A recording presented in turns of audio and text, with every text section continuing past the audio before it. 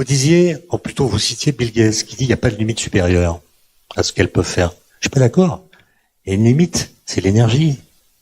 Quand on dit le silicium bat le neurone, par exemple quand on dit un algorithme, AlphaGo en l'occurrence, a bâti le champion du monde d'échecs, oui, quand on regarde les résultats de la partie, ma puissance égale, le joueur humain est bien plus performant que la machine. Le cerveau humain, c'est 30 watts. Vous savez, notre corps consomme 100 watts d'énergie, de puissance, en permanence, qui nous sont fournis par l'alimentation.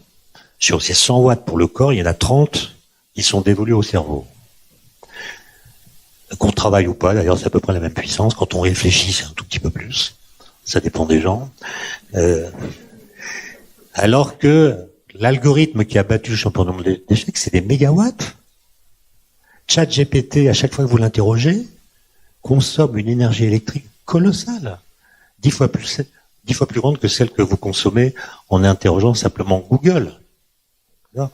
Et aujourd'hui, ça sera un peu technique de rentrer dans les détails, mais on est en train d'atteindre les limites de la loi de Moore. C'est-à-dire qu'on ne peut pas miniaturiser davantage les composants. Alors qu'on l'a fait depuis la Seconde Guerre mondiale, de sorte que la consommation d'énergie électrique liée au numérique, à l'automatique, à l'informatique et à l'IA aujourd'hui, cette consommation a augmenté, mais elle a augmenté pas en proportion des usages, grâce au progrès technique. Alors que maintenant, on atteint la limite et bientôt, la consommation d'énergie électrique va croître en proportion des usages.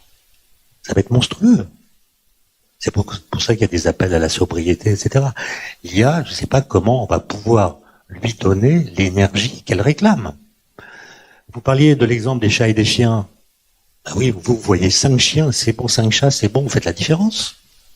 L'IA, il faut lui montrer des millions de chiens, des millions de chats, pour qu'elle finisse par ne pas se tromper. Donc il y a cet aspect d'énergie qui est très peu souvent évoqué parce qu'il est gênant. Si on reste à la seule France, et si la consommation d'énergie croît comme on pense qu'elle va croître du fait de l'usage de l'IA, il va falloir construire des centrales nucléaires en très grand nombre.